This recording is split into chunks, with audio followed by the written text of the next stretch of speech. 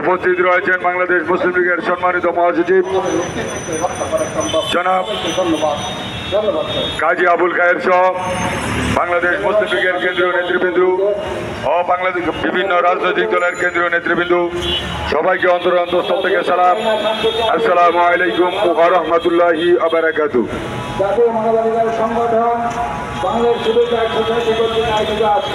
সম্মানিত উপস্থিতি,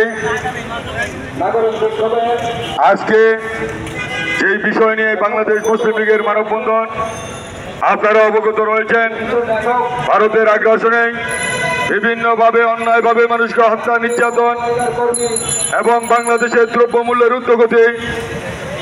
আমি বাংলাদেশ মুসলিম লীগের পক্ষ থেকে বর্তমান এই সরকারকে বলতে চাই, আপনার এই দ্রব্যমূল্যের ঊর্ধ্বগতি বাংলাদেশের মানুষের জনগণের ক্রয় ক্ষমতার মধ্যে নিয়ে আসার জন্য সম্মানিত উপস্থিতি,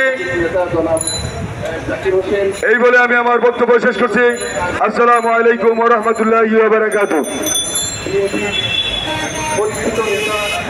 সম্মানিত উপস্থিতি, এই পর্যায়ে